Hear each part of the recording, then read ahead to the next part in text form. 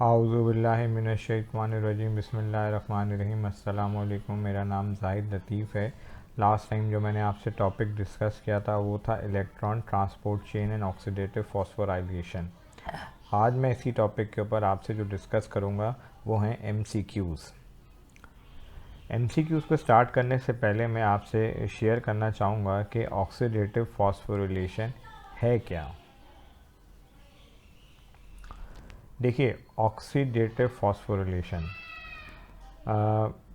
Oxidative का मतलब कुछ ऐसे आप समझ सकते हैं कि जैसे ऑक्सीडेशन का मतलब क्या होता है, लॉस ऑफ इलेक्ट्रॉन। ठीक है, तो जिस एलिमेंट में से इलेक्ट्रॉन का लॉस होता है वो जो एलिमेंट होता है या वो जो मॉलिक्यूल होता है वो क्या हो जाता है, ऑक्सीडाइज हो जाता है।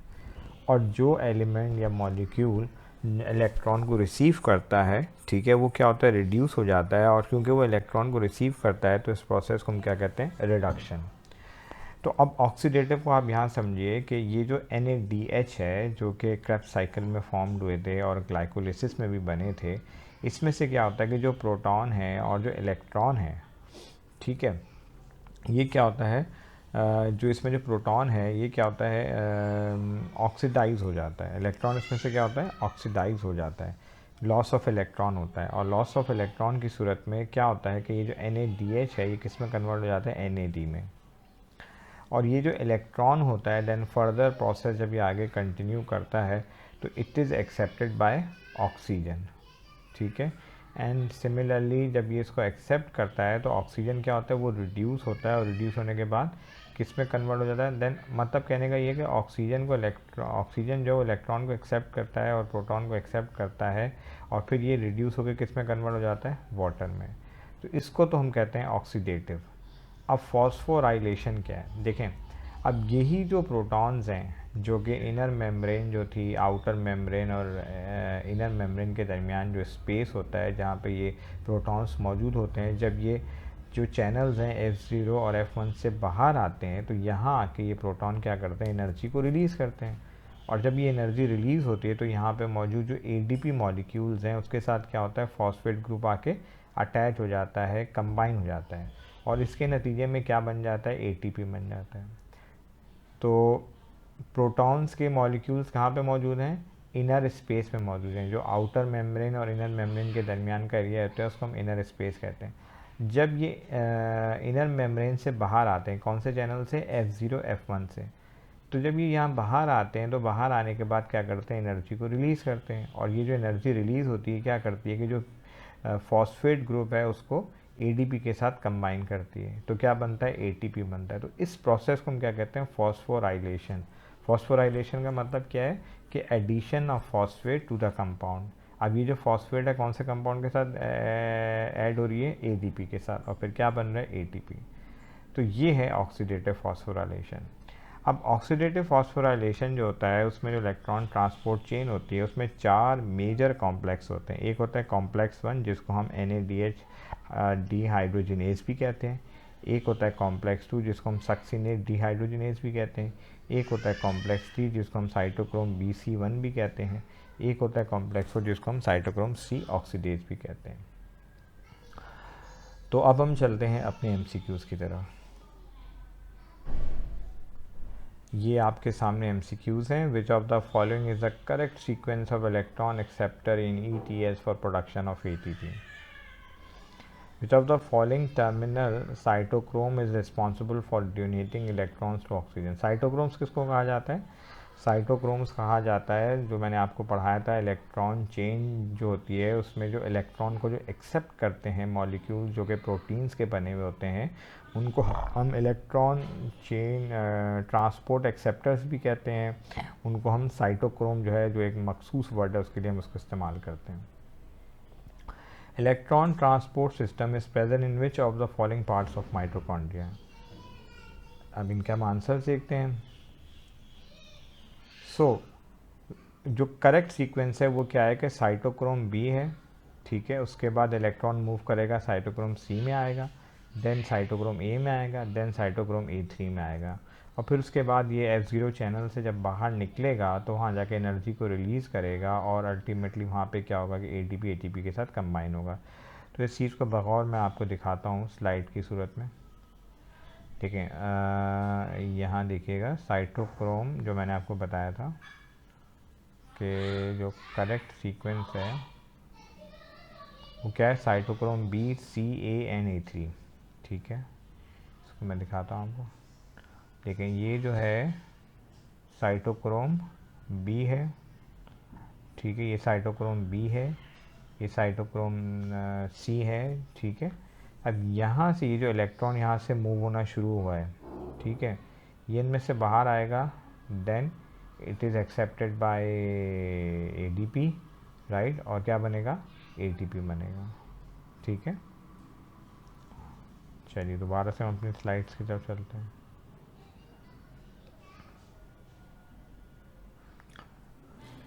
Second, which of the following terminal cytochrome is responsible for donating electrons to oxygen?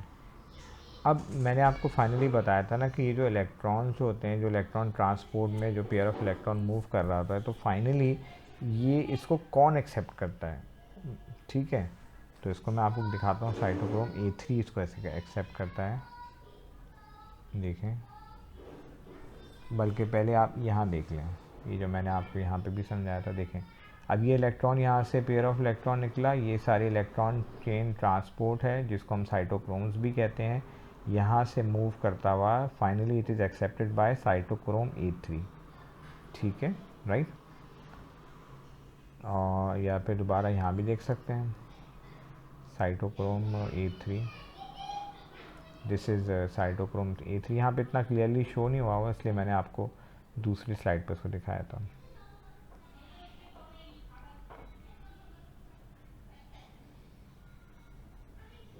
So next answer देखते हैं।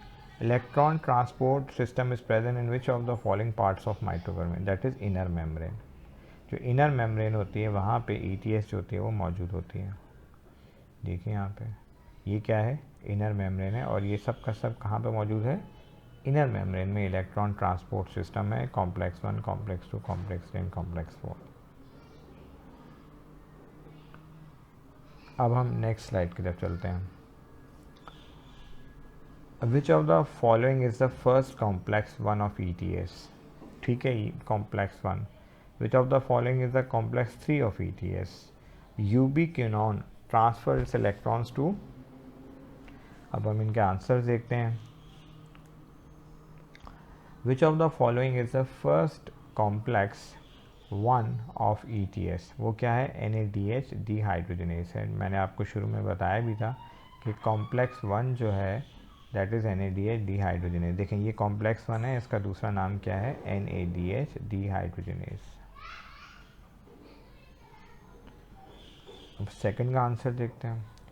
Which of the following is the complex 3 of ETS। Complex 3 का कौन सा होता है इलेक्ट्रॉन, वो है साइटोक्रोम BC1 कॉम्प्लेक्स 3। इसका आंसर देखते हैं हम।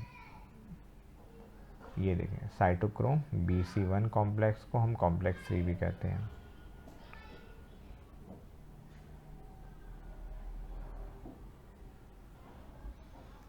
अब ubiquinone transfers electron to complex 4।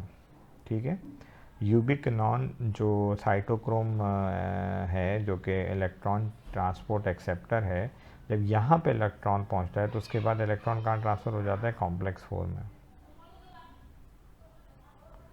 इसको मैं दिखाता हूँ आपको, ये देखें ये यूबिक्विनोन है, यहाँ पे जब इलेक्ट्रॉन पहुँचता है तो उसके बाद ये कहाँ पे चला जाता है, साइटोक्रोम कॉम्प्लेक्स की तरफ मूव कर जाता है। ठीक है, कॉम्प्लेक्स 4 में आ जाता है। ये 1, 2, 3 और यहाँ ये यूबिक्विनोन है, यहाँ से इलेक्ट्रॉन कहाँ ट्रांसफ़र होता है, कॉम्प्लेक्स 4 में, जो कि साइटोक्रोम C1 से स्टार्ट होता है, साइटोक्रोम C1 से।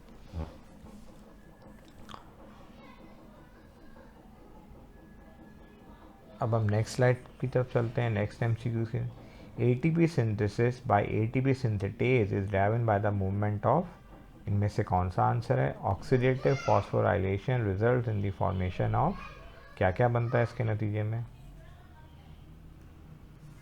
ATP सिंथेसिस बाय ATP रेज is driven by the movement of protons. अब आपको पता है ना जब प्रोटॉन्स वहाँ से मूव होते हैं, ठीक है, तो मैं सारा प्रोसेस आपसे डिस्कस किया था। इसको मैं दोबारा दिखाता हूँ आपको।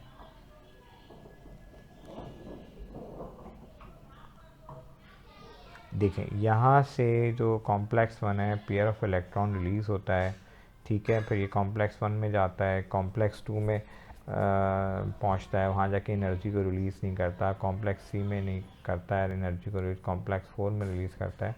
देन ये इलेक्ट्रॉन जो जब प्रोटॉन की कंसंट्रेशन बढ़ना शुरू हो जाती है, ठीक है, कहाँ पे, जो इनर स्पेस होता है आउटर मेम्ब्रेन और इनर मेम्ब्रेन के दरमियान में, तो वहाँ से ये प्रोटॉन बाहर आते हैं। जब बाहर आते हैं तो कौन से चैनल से बाहर आते हैं? F0 F1 चैनल से। तो जब ये F1 चैनल जो है इसको हम ATP सिंथेटेज भी कहते हैं, जब ये बाहर आते हैं यहाँ से तो एनर्जी को आके रिलीज़ करते हैं, और ये एनर्जी क्या करती है? फॉस्फेट ग्रुप को ADP के साथ कंबाइन करती है, और नतीजे में क्या बनता है? ATP बनता है।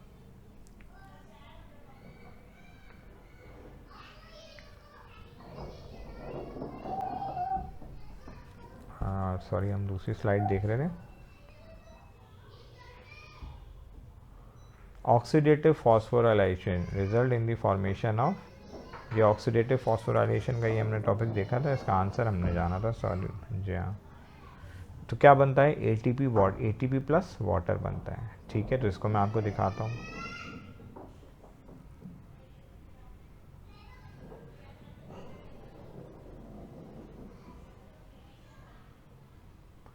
देखें अब ऑक्सीडेटिव मैंने आपको बताया था ना, ऑक्सीडेशन का प्रोसेस सारा शुरू में समझाया था।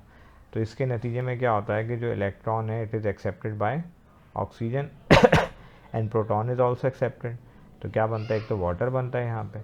इसके अलावा जब प्रोटॉन्स यहाँ से बाहर आते हैं तो फॉस्फोराइलेशन की मौजूदगी में जो पूरा मैंने आपको प्रोसेस समझाया था कि यहाँ पे जब ये प्रोटॉन्स बाहर आते हैं तो एनर्जी को रिलीज़ करते हैं, तो क्या बनता है? ATP। तो यानी कि ऑक्सीडेटिव फॉस्फोरिलेशन में इलेक्ट्रॉन ट्रांसपोर्ट चेन जो है इसमें क्या होता है कि एक तो वाटर कंपाउंड बनता है और एक क्या बनता है? ATP बनता है।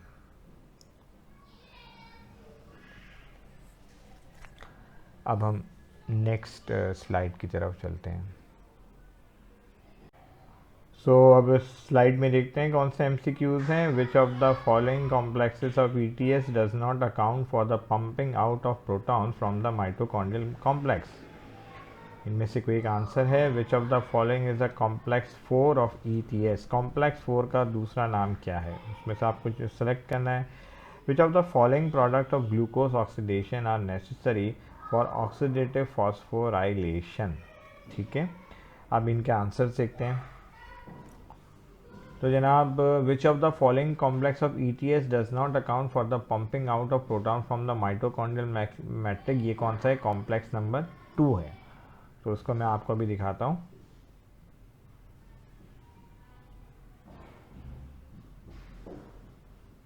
देखिए, ये कॉम्प्लेक्स 1 है, ये कॉम्प्लेक्स 2 है। अब यहाँ पे जब इलेक्ट्रॉन पहुँचता है तो वो एनर्जी को रिलीज़ नहीं करता। दैट इज़ द रीज़न कि यहाँ पे जो माइटोकॉन्ड्रियल मैट्रिक्स है, यहाँ पे जो प्रोटॉन्स मौजूद होते हैं वो पंप्ड नहीं होते, और जो इंटर स्पेस है यानी कि आउटर मेम्ब्रेन और इनर मेम्ब्रेन के दरमियान का जो स्पेस होता है वहाँ पे प्रोटॉन नहीं जाते। तो ये कॉम्प्लेक्स 2 वो जगह है जहाँ पे प्रोटॉन जो होते हैं वो पम्प्ड नहीं होते। पहली बात, क्यों नहीं पम्प्ड होते? क्योंकि यहाँ पे इलेक्ट्रॉन जो है वो एनर्जी को रिलीज़ नहीं करता।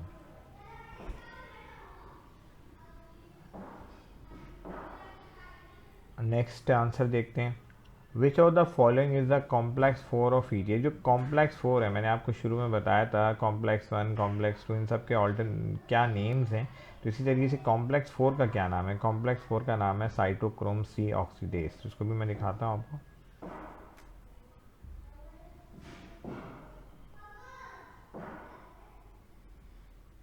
जी ये देखें, कॉम्प्लेक्स 4, इसका नाम है cytochrome C oxidase.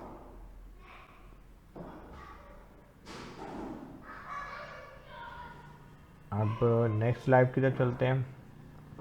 Which of the following products of glucose oxidation are necessary for oxidative phosphorylation?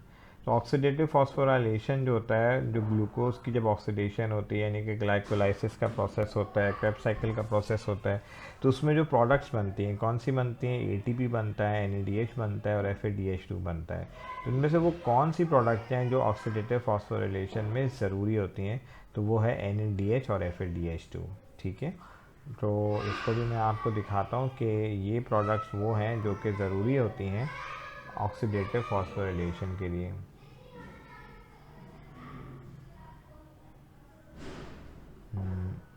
ये देखिए, ये NaDH है और यहीं पे जो है FeDH2 भी इस्तेमाल होता है।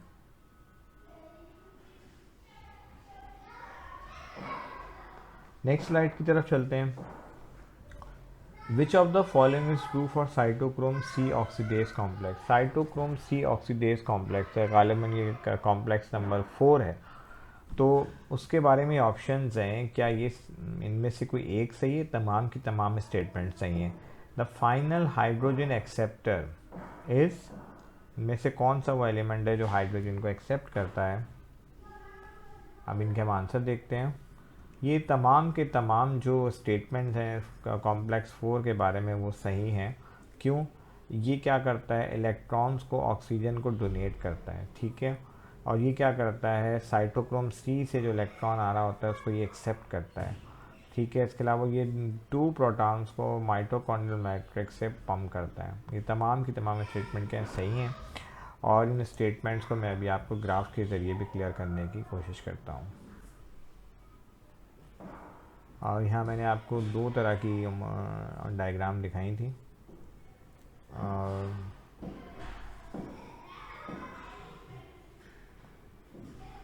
देखें, पहली बात तो ये कि जो कॉम्प्लेक्स 4 है ये पेयर ऑफ प्रोटॉन को क्या करता है, पम्प करता है। एक तो ये काम कर रहा है। दूसरा, ये यहाँ से जो इलेक्ट्रॉन है जब पहुँचता है तो it is accepted by oxygen, ठीक है।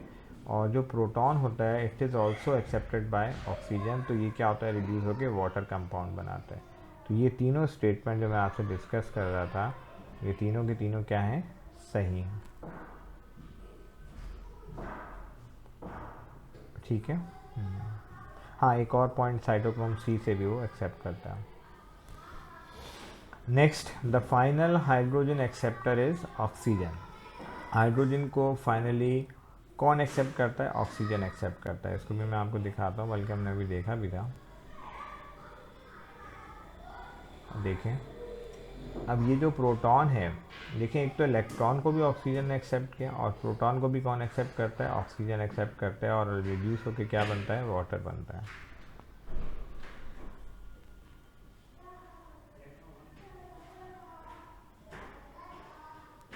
अब हम नेक्स्ट स्लाइड की तरफ चलते हैं जो कि MCQs हैं, ऑक्सीडेटिव फॉस्फोराइलेशन से ज़्यादा रिलेटेड है। What is the effect of increased levels of hydrogen ions in the intermembrane space of the mitochondria? इनमें से कोई एक option. Predict the outcome of a mitochondrial membrane that is more permeable to hydrogen ions in the normal. अब हम इनके आंसर देखते हैं।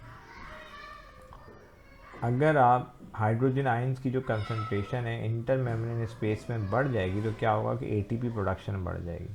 क्यों, इसको अब हम देखते हैं।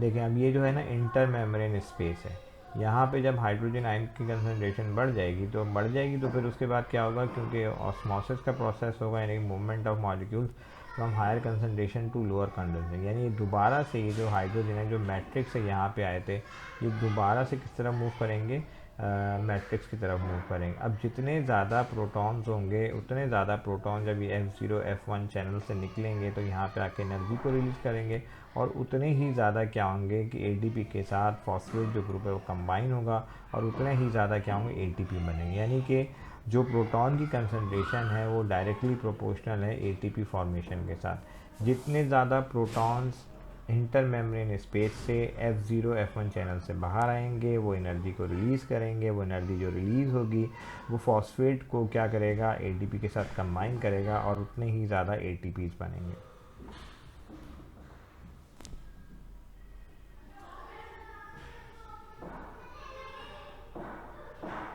ओके, द फाइनल, सॉरी ये हम पहले देख चुके हैं। जी हाँ, इसका आंसर भी हमने देख लिया पहले वाले का। अब दूसरे का देखते हैं। Predict the outcome of a mitochondrial membrane that is more पेबल to hydrogen ion than normal. Increase levels of inorganic phosphate in the mitochondrial matrix. वही बात, अगर जो माइटोकॉन्ड्रिया की मेम्ब्रेन है ये बहुत ज़्यादा एक्सेप्शनली बहुत ज़्यादा परमिएबल हो जाए, यानी कि हाइड्रोजन आयंस को अलाउ करे, एक ख़ास तादाद से ज़्यादा अलाउ करे, तो क्या होगा, उनकी कंसंट्रेशन, मैंने अभी जो थोड़ी देर पहले आपको बात की थी कि इंटर मेम्ब्रेन स्पेस में प्रोटॉन्स की कंसंट्रेशन बढ़ेगी। जब बढ़ेगी तो वो F0 F1 चैनल से बाहर आएंगे, जब बाहर आएंगे तो वहाँ पे क्या होगा कि जो इनऑर्गेनिक फॉस्फेट है यानी कि उसकी तादाद क्या होगी, बढ़ जाएगी। जब बढ़ जाएगी तो अल्टीमेटली क्या होगा, क्यों बढ़ जाएगी, क्योंकि प्रोटॉन्स आ रहे हैं, प्रोटॉन्स आएंगे तो वो उसको एक्सेप्ट करेंगे किस सूरत में, कि उसकी एनर्जी को एक्सेप्ट करेंगे, वो जो इनऑर्गेनिक फॉस्फेट ग्रुप होता है यानी PO4 ग्रुप जो होता है, और अल्टीमेटली क्या बनेगा, ATP बनेगा। मतलब कहने का ये है कि अगर आप यहाँ देखें, मैं इसको दोबारा से आपको बताता हूँ कि अगर ये जो इंटर मेम्ब्रेन है, इनर मेम्ब्रेन है, ये परमिएबल हो जाती है, यहाँ से हाइड्रोजन आयन बहुत ज़्यादा तादाद में आते हैं, तो क्या होगा, ये बाहर जब आएंगे तो एनर्जी को रिलीज़ करेंगे, तो लेकिन उसके साथ साथ क्या होगा कि यहाँ पे ये जो फॉस्फेट ग्रुप है PI, इनऑर्गेनिक जो फॉस्फेट है, इसकी भी तादाद यहाँ पे क्या होगी, बढ़ना शुरू हो जाएगी। क्यों बढ़ना शुरू हो जाएगी, कि बहुत बड़ी तादाद में प्रोटॉन बाहर आ रहे होंगे, जब बाहर आएंगे तो वो एनर्जी को रिलीज़ करेंगे, और इस एनर्जी को कौन एक्सेप्ट करेगा, ADP, और वो किस में कन्वर्ट हो जाएंगे, ATP में।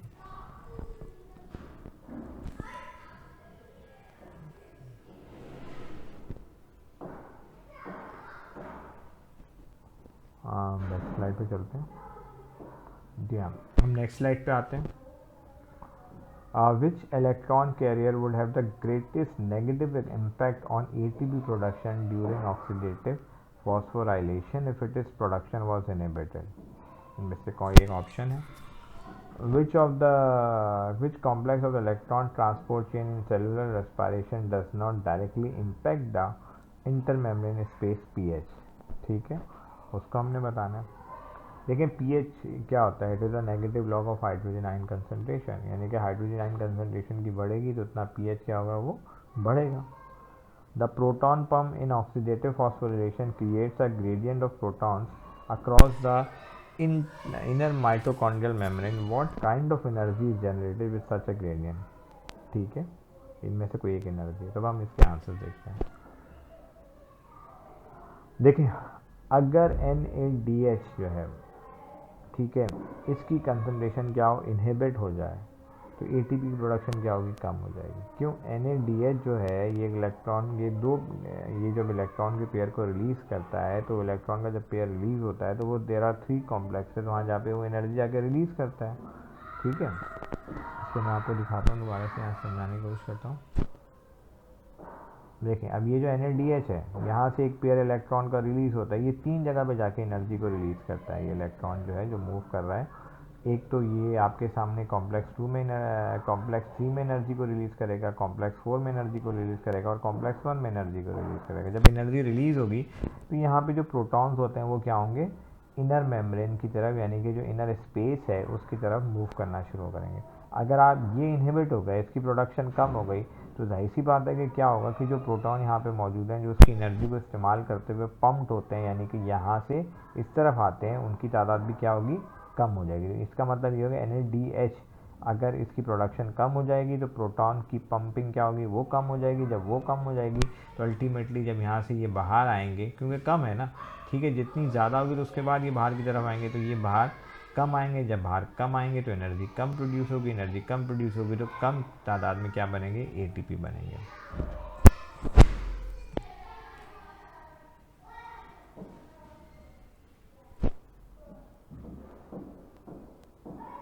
ठीक है, अच्छा, okay. Next answer, which complex of the electron transport chain in cellular does not directly impact the inter space pH? जो मैंने अभी आपको थोड़ी देर पहले बताया था कि pH क्या होता है, negative log of hydrogen ion concentration. अब कॉम्प्लेक्स 2 वो जगह है जहाँ से प्रोटॉन जो होते हैं वो पंप ही नहीं होते हैं इंटर मेम्ब्रेन स्पेस की तरफ। ठीक है जनाब, इसको मैं दिखाता हूँ आपको। देखें, ये कॉम्प्लेक्स 2 है ना, यहाँ से प्रोटॉन अंदर की तरफ पंप नहीं होते, तो जब ये पंप ही नहीं होंगे तो यहाँ इसकी वजह से जो यहाँ पे जो pH है उसके जो लेवल है उस पर कोई इफेक्ट नहीं आएगा। हाँ, इनकी वजह से pH के इफेक्ट में लेवल आ रहे हैं, यहाँ पे भी पंप्ड हो रहे हैं, वहाँ पे भी पंप्ड हो रहे हैं, यहाँ पे भी पंप्ड हो रहे हैं, तो इससे क्या होगा, यहाँ पे pH जो होगा उसका उसके जो लेवल्स हैं उनमें क्या होंगे, अफेक्ट आएगा। लेकिन इससे तो जा ही नहीं रहे प्रोटॉन्स, तो इसलिए यहाँ पे पीएच का इफेक्ट नहीं आएगा, क्योंकि आप जानते हैं पीएच किसको कहा जाता है, negative log of hydrogen ion concentration.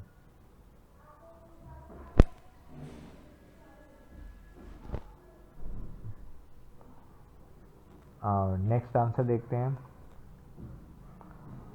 The proton pump in oxidative phosphorylation creates a gradient of protons across the inner mitochondrial membrane. What kind of energy is generated with such gradient? देखिए इसका answer क्या है, इसका answer यही है कि potential energy है जी। Potential energy की ये होगी। काइनेटिक एनर्जी क्या होती है, जो मूवमेंट में इस्तेमाल। पोटेंशियल होती है वो जो रेस्ट एनर्जी होती है, जो स्टोर्ड एनर्जी होती है, और ये क्या होती है, मूव एनर्जी होती है। अब आप देखिए, मैं दिखाता हूँ।